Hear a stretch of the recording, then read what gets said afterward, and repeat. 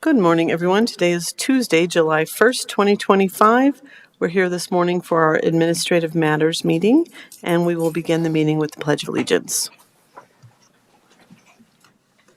I pledge allegiance to the flag of the United States of America and to the republic for which it stands, one nation, under God, indivisible, with liberty and justice for all. Good morning, everyone. I call this meeting to order.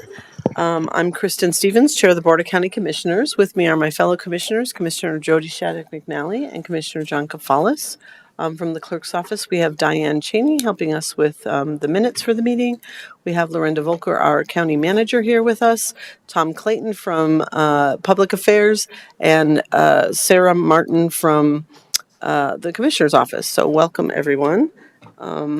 And we begin with public comment. It looks like we have one person signed up for public comment, Melissa Frint. Okay. Melissa, please come forward to the podium.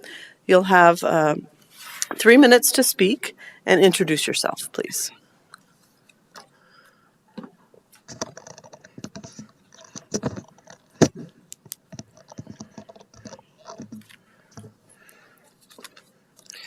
All right.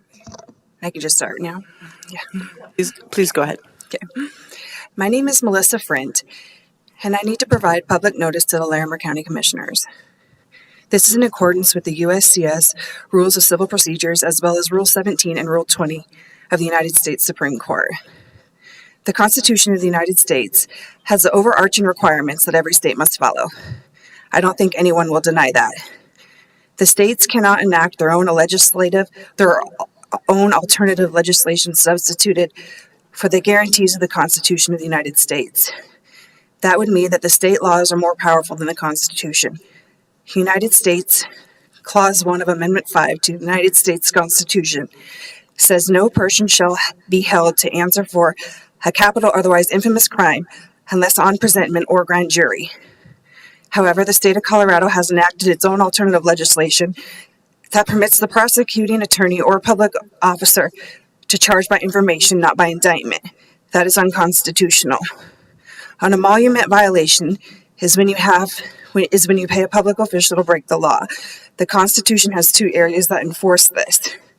One is Article 1, Section 10, where it says that no state shall create any law that shall impair the obligation of contracts. Police officers, prosecutors, judges are all under a contract to perform that's based upon an oath or affirmation that they took. The contract parameters are defined within the Constitution of the United States. When the state enacts a law that directs their agents to disobey the law, the Constitution of the United States, that would be a violation of Article 1, Section 10. Now, the 14th Amendment is the other place that you'll find the reinforcement of this issue.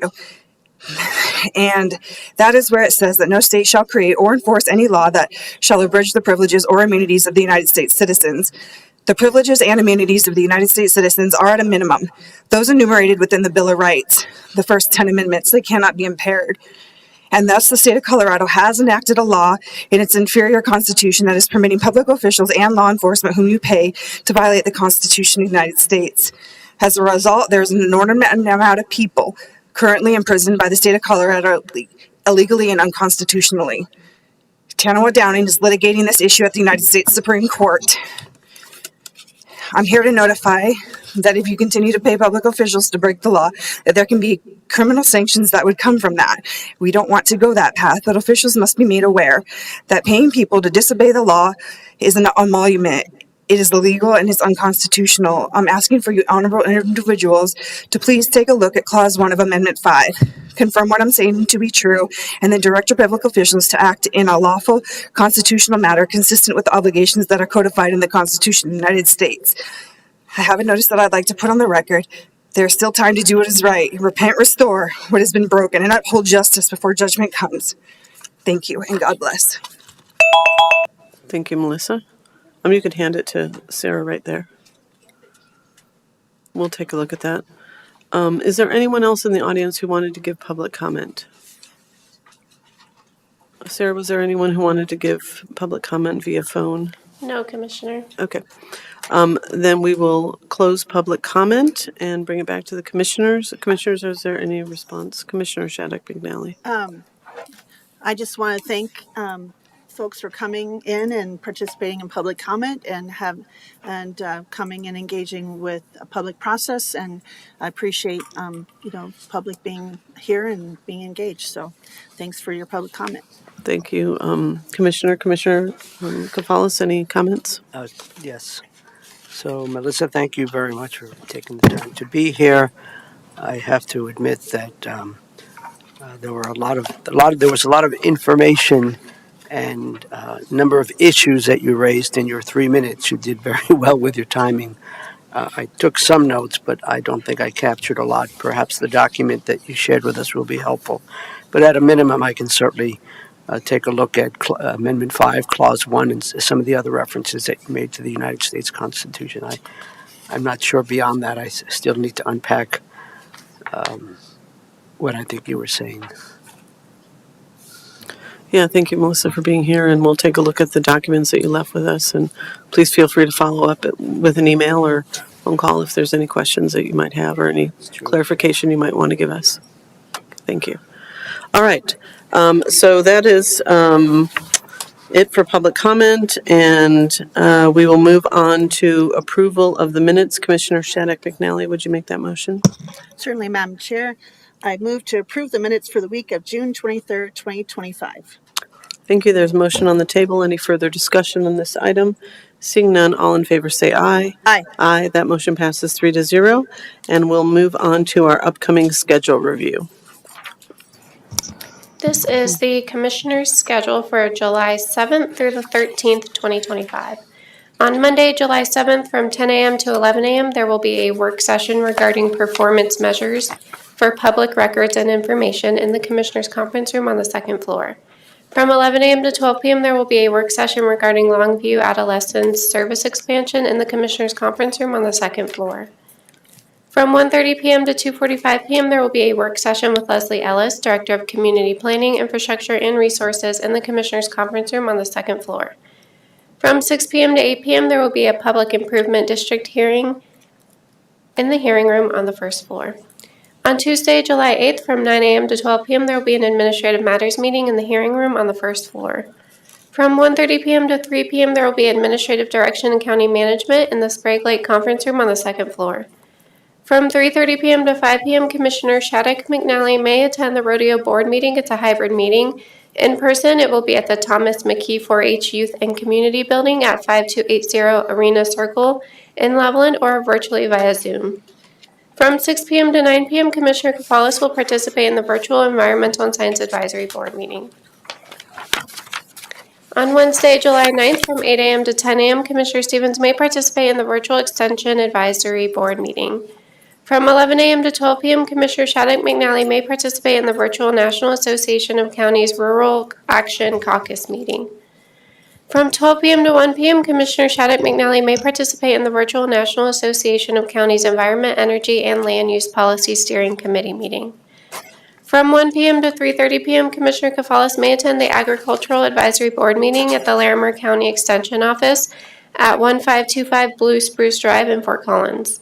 From 6 p.m. to 9 p.m., there will be a Commissioner/Planning Commission work session. It's a hybrid meeting. In person, it will be in the Boyd Lake Conference Room on the first floor or virtually via Zoom.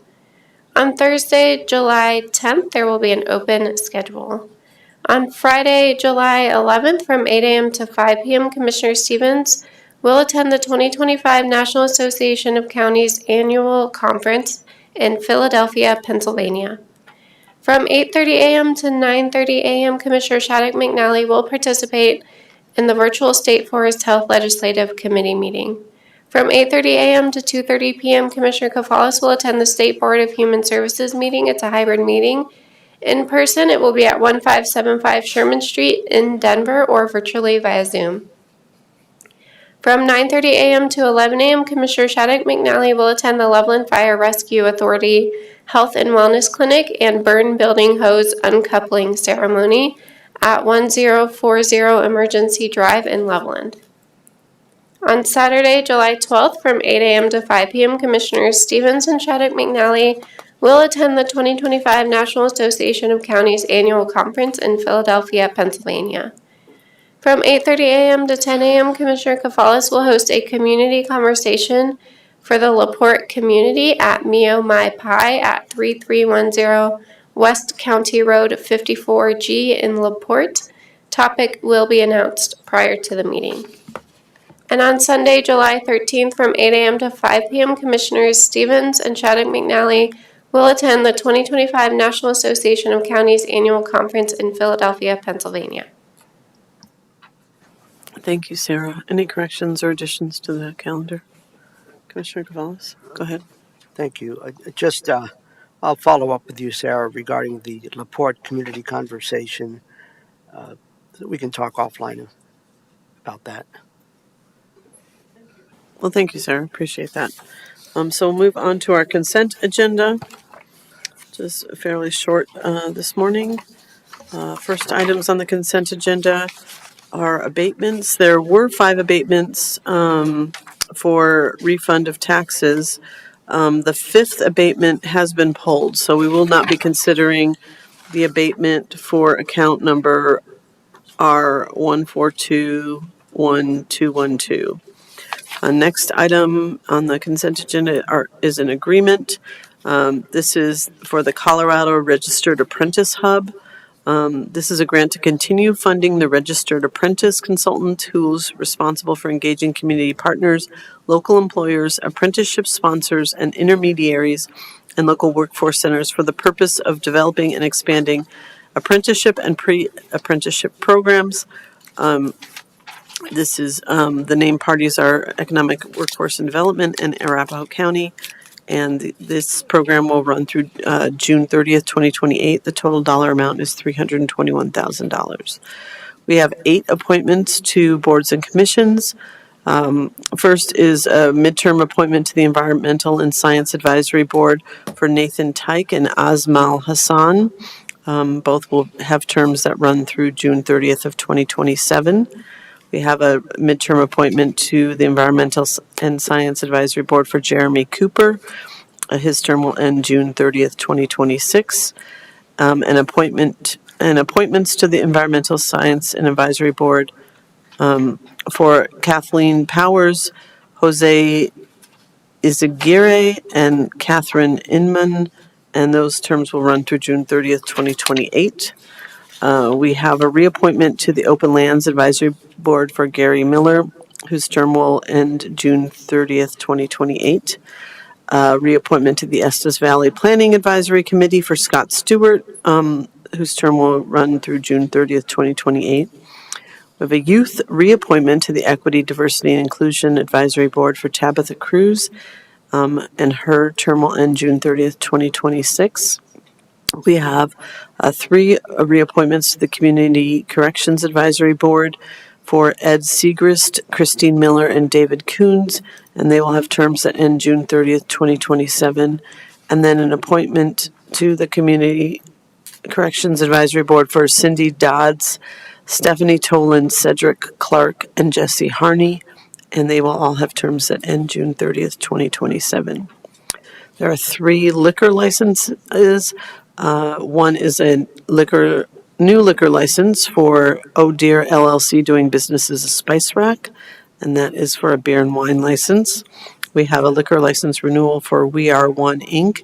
and 7-Eleven Inc. Doing business as 7-Eleven Store 39079B in the Fort Collins area, and that is a fermented malt beverage and wine liquor license. And then a special event liquor permit for the Red Feather Lakes 3.6 mile fun run for Caring Hearts of the Red Feather Lakes Foundation, and that is a special event liquor permit, 6%. There are 3 miscellaneous items on the agenda. First is a code compliance request to take legal action. This is a request to initiate a case in Larimer County District Court regarding code compliance case number 19 CCC 0273 regarding continuous building code violations. And we have two stipulations as to tax year 2023 value. You can find more information on those online. And finally, the last item on the consent agenda is an ordinance, and this is the third revised NOCO Humane Ordinance 111-2200200001, Chapter 6, Animals. And this is, ordinance has been published for the requisite 30 days and is now ready for signature, so the ordinance can become effective.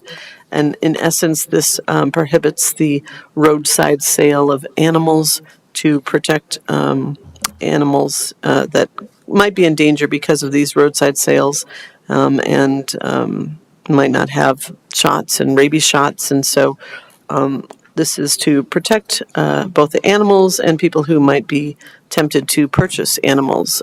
We prefer people purchase animals from a licensed pet store or pet or licensed breeder. So that is it for the consent agenda.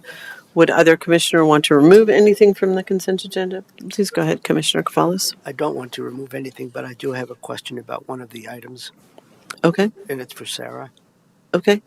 Sarah, regarding the item number 8 under appointments, recommended appointments of the Community Corrections Advisory Board, the description appoint the Cindy Dodds et al. To full term, should that not read July 1, 2025, and ending June 30th, 2028, if it's a full term? I believe the community corrections terms are 2-year terms. Thank you. Okay. But you do not want to pull anything, Commissioner? Okay. All right. Then Commissioner Cavallis, I would ask you to make the motion for the consent agenda, please. Yes, I move to approve the consent agenda for July 1, 2025.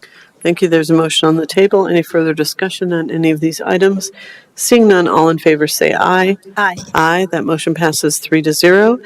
And we will move on to our commissioner's guest. And Commissioner Shattuck McNally, you have a guest, and please introduce them. Yes, thank you. I have a guest, a special guest, someone that I've gotten to know the last 6 years or so, maybe longer, but someone I've followed for a long time who has been very inspirational to me. Today I have Nick Millay and Claire Millay, but I'm going to introduce them real quick and have him come up, and I appreciate them both coming down all the way from Estes, and they have been traveling around quite a bit the last few weeks. I'm sure he will share about this. But Nick Millay is an award-winning filmmaker, producer, and director specializing in nature, wildlife, travel, and adventure, documentaries and videos. And he is he's traveled a globe, and from Alaska to Australia in search of the unusual, the extreme, and the unforgettable. His purpose he brings a serious purpose with a touch of humor, and has won many awards for his productions. He became enamored with Rocky National Park in Estes in the mountains in the late 1960s, and moved here permanently in 1991 to Larimer County, Estes Valley, and started filming.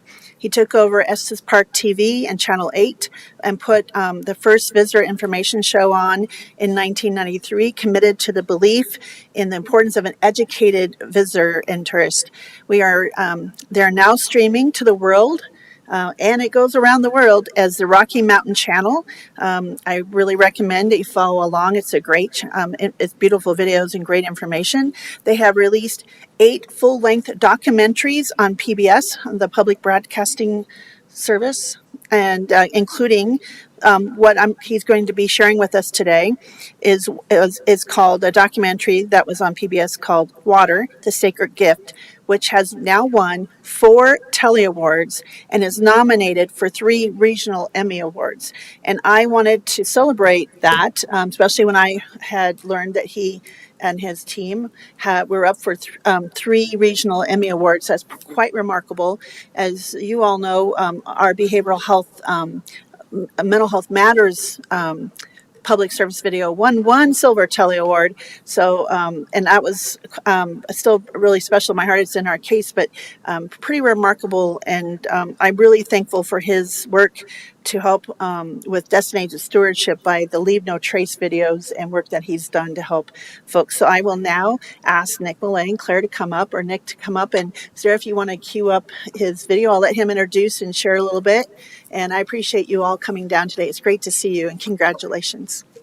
Thank you, Jody. And we live in probably the best. We love to say this about where we live. It's the best place to live in the country. And thanks for your contribution to that and keeping it that way. It's a really important place for me, my family, and bringing my daughter down here. Claire is now our operation is a family operation. We have Claire is in charge of the Rocky Mountain Channel. We have Nick Millay Productions, and we're making new movies whenever possible. And the Water the Sacred Gift film was probably it was just another passionate project as it evolved, and it's concerning the watershed of, mostly through Rocky Mountain National Park, this part of the Rockies, which is, and watersheds have a way of being absolutely some of the most beautiful places in our country. It's not just a place where water runs downhill. We're really fortunate to, we like to use aesthetics as a way of reaching people. And so Sean Doherty, who couldn't come down here with us today, is the director of photography for this film. And he's amazing. He's a close friend, worked with us for years. And he's up for a cinematography award with the Emmys. We're also up for an environmental film award and the actual director, which would be me. So I hope Sean wins, and I hope we all win. But in using aesthetics to tell a story, it's really critical. And therefore, I'm going to show you 2 minutes of an intro to our film, and then I can talk to you about it. We've already begun the next film, but I'll tell you about that later. So can we show the 2 minute piece? Thanks.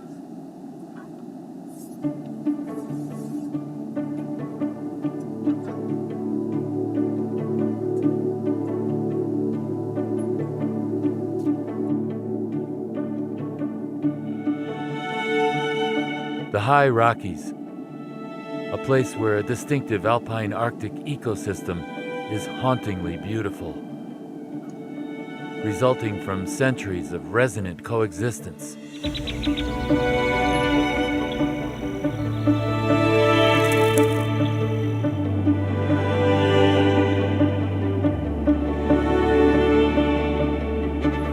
Life here has defied destruction, delicately powerful among the extremities of our planet.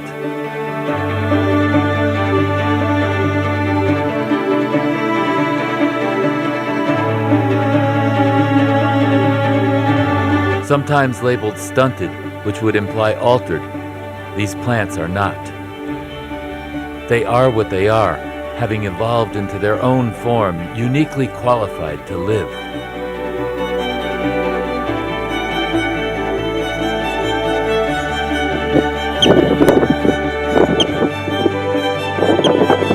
Compact critters roam among them, along the rocky, soft surface of frozen earth, dependably balanced for resident life. Gracefully tall beings seek the cool respite from the summer of the valley below. Winged residents who find enough substance in the thin air to lift their feathers, refine their plumage to match the colors of the seasons. This is the alpine tundra of the Rocky Mountains.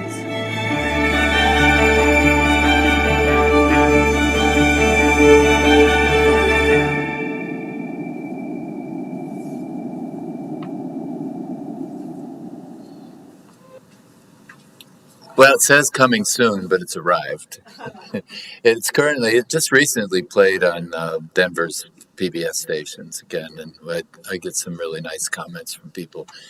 So really, that's just the intro, and you can watch that anytime you want on our channel, RockyMountainChannel.com, or see it on PBS. The purpose of that film was to call attention to, right after this intro happens, wonderful weatherman Mike Nelson comes up and speaks very eloquently about the warming climate. And we let the scientists tell the story. My background in science is biology, not climatology. But which obviously they cross over in a very intense way. But we have wonderful Fort Collins folks. Scott Denning, who's a professor here, is our scientist in this. So we have Mike Nelson from Denver. We have Scott Denning. We have other scientists. I rely on the scientists, I always do, to tell our stories. This one, obviously, the watershed is, like I said before, it's not just a place where the water runs downhill, obviously, and it wouldn't work that way. So other than that, I don't know if you wanted to hear any more about the film, but Jody, I think that's about that story. Yeah, and maybe you can share what you've been doing. Was it last week and the week before? Well, we decided that, I really encourage you to please watch when you get a chance, watch Water, and give me your comments. I'm easy to find. Unless I'm out in Moab, where I was recently, because we're filming a new one. The next film is entitled Stream of Conscience, the Colorado. And I will be speaking with people along the Colorado River in various ways, people who live there, people who rely on it, people who are farmers, people are scientists, people who are concerned about the deposition of the deposits being left in Lake Powell. So it's going to be a very comprehensive film about what people feel and what the scientists say and what we feel about the critical nature of the Colorado River that never makes it to the Gulf. In doing so, we hope to really show an honest opinion. And so part of that movie is also, I filmed yesterday at Horsetooth, because that's Colorado River water. And it's a fascinating thing. We covered this a few years ago in Rivers of the Rockies, which you can find on our also on our app, our channel. Rivers of the Rockies talks about the distribution of the water, which is so complex nobody could understand it. And it's even more complex. I thought it was complex on the western slope, but for the water from Lake Estes and the Big Thompson River to get to Horsetooth Reservoir, it's no simple process. So Horsetooth and the distribution of water here on the eastern slope are a big part of the next movie, Stream of Conscience. And if you have any questions for me. Yeah, any questions, commissioners? Thank you, Nick. I'll let you go first, and I'd like to just make a final comment, Madam Chair. Commissioner Cavallis, any questions that come to mind? I don't think I have.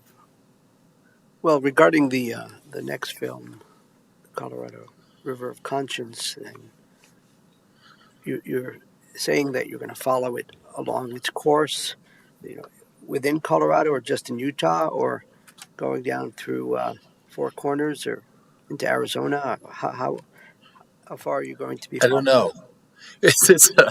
In other words, we write our scripts after we start the experience. But my plan is for sure. Okay, I'll give you an example.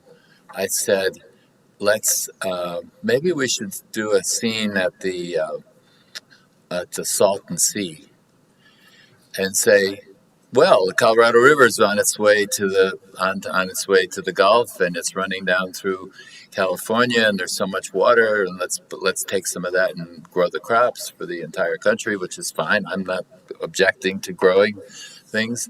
So we'll build a canal and send it to where we need to send it, and what could possibly go wrong. And I'll be standing by the Salton Sea where a lot went wrong. It's like a wasteland now because it wasn't supposed to be there in the first place. So little things like that. So I'll make and I'll try not to be, as I said, I use humor in my work, but I'm trying not to be too humorous about something so serious as the Colorado River. But there's so many movies about the Colorado River and so many stories. I don't even know where I'm going to go, but I'm going to show our section of it. We've already filmed some in Moab, and we're going back to Canyonlands And I'm speaking with a gentleman today who works with Returning Rapids, which is an organization about what's happening at Lake Powell, and they operate out of Moab, and he happens to have an office in Loveland. So coordinated that one down. So I'm not sure. We may end up in Mexico if it's safe enough. I'm not going to put anybody in jeopardy for us to be driving into areas that might not be. Thank you. Well, thank you, Nick. It was such a pleasure to have you here, and thank you for introducing the movies. So tell me, is your focus water now then? I mean, had you always focused on water, and what kind of made you kind of focus on water? I mean, I understand that in Colorado it's so precious, Yeah. but is that, what brought you to sort of this water focus? Because this film is on water, this current film, and then the next film. I'm moderately obsessed by circumstances. I'm moderately obsessed by circumstances about the Colorado River because of one of the very first movies that we made was Rivers of the Rockies, one of the very first 1 hour ones for PBS. And it was fascinating to me about that. So then the next movie I started to, Rivers is I'm really proud of that film, and we go back to it and refer to it. There's funny spots where I'm sitting in a kayak at the source of the Colorado River, and obviously I'm sitting in a bunch of grass because it's just a marsh. But after I made that movie, the next film we wanted to make was the Living Dream, 100 Years of Rocky Mountain National Park. And my crew was watching me and saying, "What are you doing? What are you doing showing water again? You already did a movie on rivers." The beginning of the Living Dream has a water image, and I just couldn't get away from it because, again, it's such an integral part of our whole system. The Rocky Mountains are the watershed for this part of the country. A line goes east and west, and so I don't know what happened to me, but then we did Nature of the Beasts, and we talk about with our wonderful Chris Ray, the pica expert. She's a friend of mine. She's unbelievable. She talks about the watershed that exists under the tundra, and as that thaws out, we're no longer having a reservoir that's frozen under the tundra. And when that's gone, and what she says in the recent movie in Water, she said it's gone forever. So we keep going back to water, and I'm not sure exactly why, other than it's the reality of the situation. So Yeah, well, water is life, and we in the West, we know that all too well. I have friends that come from the Midwest who leave the faucet on when they're brushing their teeth. It drives me crazy, right? Because we just grew up with this ethos of taking care of water and preserving water, and in other parts of the country where it's more abundant, that just doesn't exist. So I think that there's a reason that we maybe all in the West are obsessed with water. But thank you for explaining that. Looking at the Mississippi River when we were filming the Rivers movie, and I was looking out the window and brushing my teeth, and my friend who was working on the movie with me came and turned off the water because I had mistakenly left it on too long. And I said, "But look, kind of a thing. What is this? Where do we draw that line? How do we conserve or preserve?" And that's why the obsession with the watershed, where it all begins, became so important to me. Michael Kay in Costa Rica, a good friend of mine, who passed away a couple of years ago, who coined the phrase ecotourism. I know it was him, even though people argue with me. He would sit there and say, "Look at their priorities are a little off." He kept trying to define what the best use of water conservation in Costa Rica. And there's another place. That's the Rockies run all the way down to South America. I mean, that's another spot where I was sitting on top of the watershed. So it just keeps coming back to me. Well, thank you. Thank you. And I look forward to watching the movies. I really do, and Thank you. really appreciate you, Commissioner, for bringing your guests. So Yes. we'll let you wrap it up then. Yeah. I want to think that my daughter Yeah. Claire is also Yeah. an integral part of this whole filmmaking process. Yeah. Yeah, Claire, we're happy to have Her you. sister works with us, and Sean, and it's a family operation. Which is nice to work with your family. Yes, absolutely. Well, welcome, and we're really glad to meet you. We're really glad Thank you to very bring you here much. today. So, Commissioner Shattuck McNally, I'll give it over to you. Well, again, congratulations to you and Sean. And I'm just curious about when is the awards? When will you find out who wins? July 19th. So everyone should be paying attention when, Yeah, fingers crossed, we I'm were sure. nominated with the Living Dream, and we were just so appreciative Yeah. being nominated. So that's where I'm at in my head right now. I'm like, oh, great, we got Well, nominated. Wonderful. it's But yeah, it'll be exciting. several tellies and nominations, pretty remarkable. Yeah, And thank you. and Claire, thanks for being here also today. And please give our congratulations and warm regards to Sean. I'm sorry you couldn't be here today. And I just want to say. Your work in trying to help educate and bring awareness for Leave No Trace and how important Rock National Park is and what a fragile but resilient landscape. But if we don't pay attention and take care of it, it will, like you said, the watersheds, the permanent reservoir underneath the tundras. I don't know if folks are understanding that, or high altitude fens, which are wetlands up there. And that's why I go up every year, and I used to take my kids. Now they're not able to go with me, but I hike the watersheds up there every year because that's the headwaters of the Poudre and the Big Thompson and the Colorado, all in the same area. And it's important to walk up. And when you started to say that you took a picture of you at the kayak, I'm like, I know where the headwaters are. Where did he put that kayak? Then you said the grass. It made sense. So right next to the Grand Ditch, which is going the other way. Yeah, and I really appreciate you doing these documentaries and pursuing this passion and helping share this, because not a lot of folks get up that high or get to share and see some of this beautiful, wonderful landscapes. But it's, as you said, telling the story it's showing all this beautiful aesthetics in this beautiful landscape. But it's really critical for our water. It is a sacred gift. It's a lifeblood of for all of us, everyone on the planet. Water is the lifeblood, and it also has so much integral parts and interwoven in our spiritual lives and I meant to mention also a big part of this film are the indigenous folks that I was lucky enough to talk with. On you'll see and the Ute Trail. I try to hike up there, and I think about all those how they travel back and forth, and it just still kind of blows me away how that was done and how they timed that. Especially, I've been up there when the storm comes rolling in, and you need to get off real quick. I just wanted to say I wish you the best, and I hope you continue to create this beautiful work. And thank you for passing it on and making sure this work continues. Your family is amazing, and you do a great job covering a lot of the events in Estes Park too, like the ski jor and some of those other things, and capturing and telling a story. And I know Claire is very much an integral part of that. And so I look forward to watching it again. I've watched Nature of the Beast and some of those older DVDs that I happen to be proud owner of, and they are really remarkable. And I just appreciate you coming down today, and I'm glad you could integrate some other meetings so you're not just coming down for this and back up, because it is about an hour and a half drive. So I just want to say congratulations and thanks for being here, and I hope that you continue to tell the story and make sure people are understanding how important water is here, and how everything flows downstream from Colorado,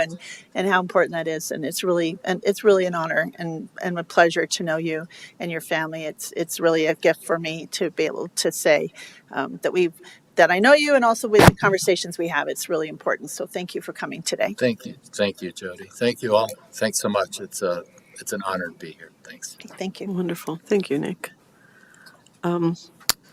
So we will move on our agenda. We have no discussion items this morning, which is unusual for 2 weeks in a row. So we'll move on to our county manager update. Thank you, Commissioners. That's a hard act to follow. My report feels very mundane after seeing that video clip and hearing about what inspires you. Thank you for being here. A lot of external coordination this week. I met with Loveland City Manager Jim Thompson, Fort Collins Assistant City Manager Denzel Maxwell, and Timnath Town Manager Aaron Adams. We do a lot of communication around work that we do and collaborations that we have, and so those are great meetings to have. In addition, I met with CSU Extension Front Range Regional Director Carrie Rollins, and Fort Collins Poudre School District Superintendent Brian Kingsley. So again, just lots of work that we do with these organizations and making sure that we don't duplicate their efforts and that everyone understands how we're functioning as a community. And then finally, a couple of internal meetings with our elected officials. I met with Assessor Bob Overbeck and Coroner Stephen Hanks. A lot of good coordination internally around budgets and structures and how we can all work to support each other with our internal services. So those were great conversations, and I will leave it at that for this week. Thank you, Lorinda. Appreciate that. Any questions or comments for Lorinda? No. Thanks for your work and thanks for all those meetings. We'll bring it back to the commissioners, and we'll start with Commissioner Shattuck McNally for commissioner activity reports. Thank you, Madam Chair. It was a pretty busy week. We had lots of meetings, but I'll just highlight a few. I was glad to jump on and join the Colorado Human Services Director Association and the presentation about changes to the federal and state funding and what that looks like. And we got those slides. And I want to thank our Human Service Director, Heather O'Hare, for her leadership and the great work that she does to keep us informed. It's a really critical work that we're doing now to make sure how things are going to come out after some of this major legislation and how that impacts us all and the people and the residents that we take care of. I joined the Neighbor to Neighbor Appreciation Party. It was great to talk with folks who support housing and taking care of others and the work that Neighbor to Neighbor does. Ran into some of our staff like Aaliyah Rodriguez, and it was really great to have some conversations with folks and share in how we are going to help keep our neighbors housed and take care of all of that. I attended the North College Business Association meeting at in Innisphere, and it was great to have those conversations, and they are having a lot of talk about some of the work on college and still learning more about the Fort Collins shelter that's going in, and very excited to hear about some of the changes with some of the URA work, potential URA work with one of the hotels that's going to be potentially taken care of, and then the Albertsons building. So good conversations and really great people and important businesses in our area. We had I went to the Fort Collins Area Chamber of Commerce State of the city, and that was great. There was hundreds of people there.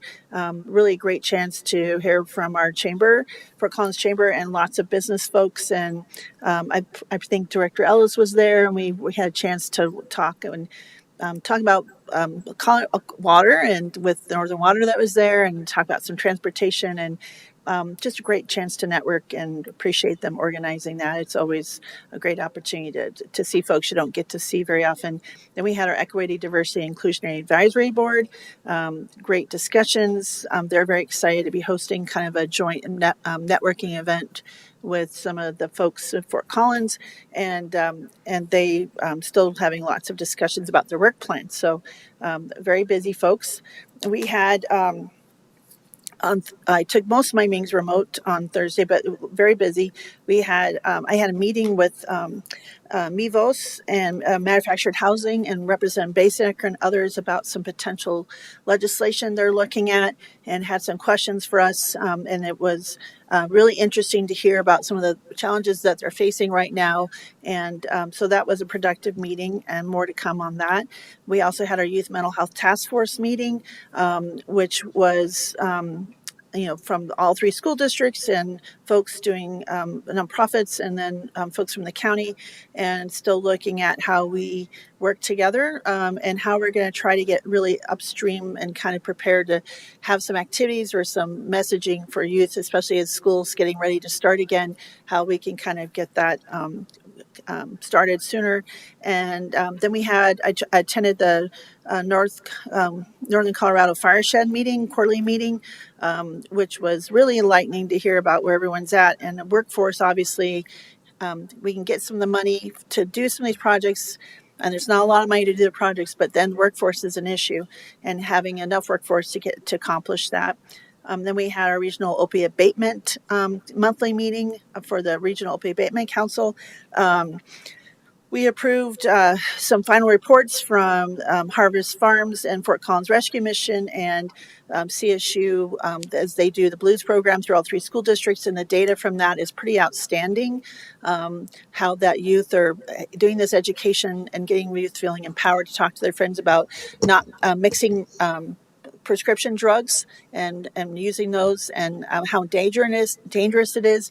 Pretty remarkable data to show before and after these classes and how it impacts youth. And so I really feel this is money well invested into our community from the Regional Opioid Abatement Council.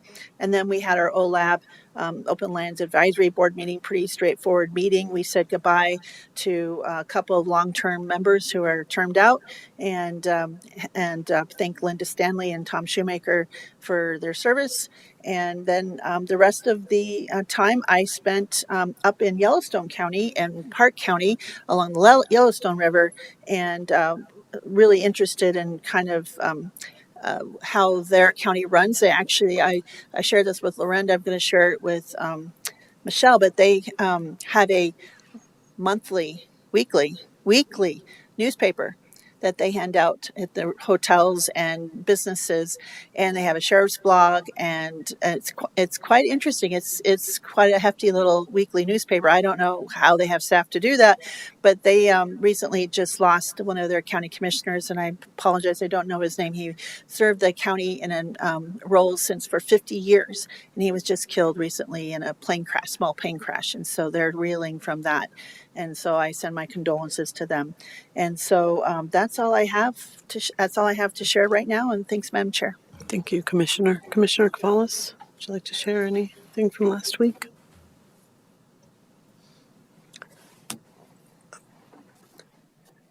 At the suggestion of 2 colleagues, and with your permission, I would like to share the personal statement that I shared with folks yesterday.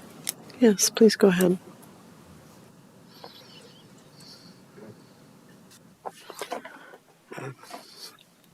So it reads as follows. I have decided that my current term as a county commissioner will be my final one.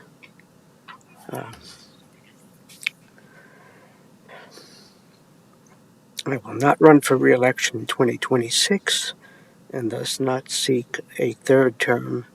I think I'm sharing this because it's part of my process. I'm sure thousands of folks are listening, but I think I need to do this for myself.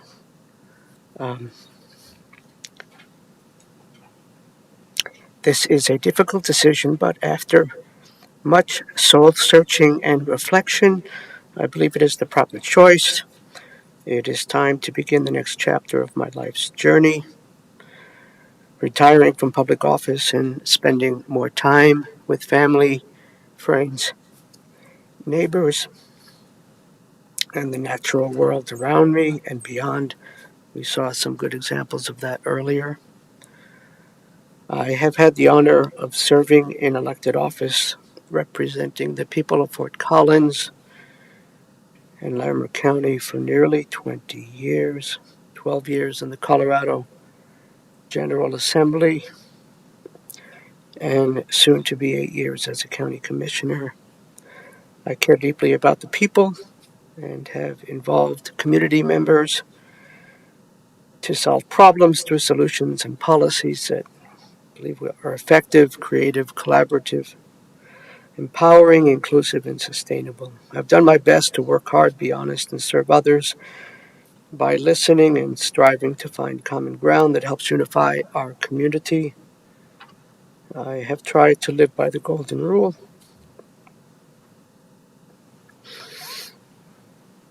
Upon a foundation of love and kindness and focused on making the world a better place for all. As I reflected on this decision, I thought about the past 50 years. I've lived in Fort Collins, calling this special place home. I realized that I've been, sorry, I'll get done.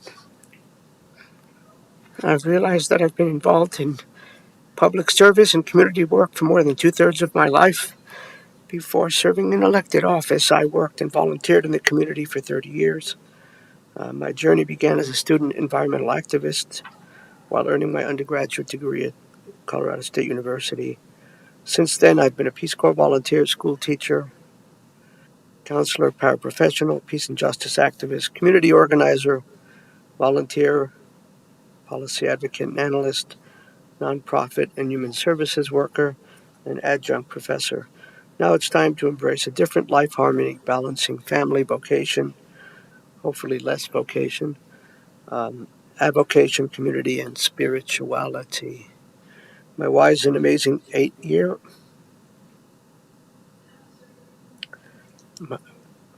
my wise and amazing 8-year-old granddaughter has been advising her papa that I need to retire. I finally listened. In my remaining 18 months, I will continue to serve the people of Larimer County to the best of my ability and give 100% to the job the voters rehired me to do. There are important projects, budgets, and initiatives that we are resolved to advance. Larimer County is a solid organization, and I'll truly miss my colleagues, the work we've done together, the friendships we've built. That will be one of the hardest parts of stepping away. Nevertheless, I do not intend to ride off into the sunset, but I will pause and breathe deeply because I want to be present in the moments as I make this life change. I will continue to meaningfully participate with our community and the wider world, striving to make the world a better place for all. Undoubtedly, there will be those interested in the elected position, and to be clear, I will remain neutral in this race to ensure a level playing field for all candidates. In closing, I am genuinely blessed, privileged, and grateful for these past 50 years of serving others and for the opportunities to help leave the world a little better for future generations. As the Peace Corps motto states, this job has been one of the toughest jobs you'll ever love. Thank you to Beth, our sons and their families, and to all the good people who have supported me these many years. We will carry on. Thank you for listening. I'm done. Thank you, Commissioner. Thank you for sharing those words, and clearly thank you for the 2 decades of service that you've given to our community. You've certainly leave a legacy, and we're grateful for that that tireless service that you've given. And certainly you're not done, as you said. You got at least a year and a half, and then I imagine that you will still be contributing, as you said, to our community. And so, thank you for sharing those words, and we appreciate that. Well, that's kind of a hard act to follow. But I will, one of the things I just wanted to share is that with the non-attainment area air pollution mitigation enterprise, we have been meeting over the past couple months to look at applications for the $17 million in funding that we had for small grants. And delighted that we finally made decisions, and we got, after 3 years of being on this board, we are getting money out the door. Think I had stated previously that a lot of the applications did come from Northern Colorado, and so one of the recipients of funding, $1.5 million worth of funding, was the Regional Air Quality Commission. This will bring dollars into our community that will really help with some of the programs that are offered in Denver, but we haven't been able to offer in Northern Colorado. So programs that help people who have older cars that can't pass emissions could now get some funding to be able to bring those cars into compliance, which is a really great environmental justice program. It helps, it helps clean our air, and it helps lower income folks in our community.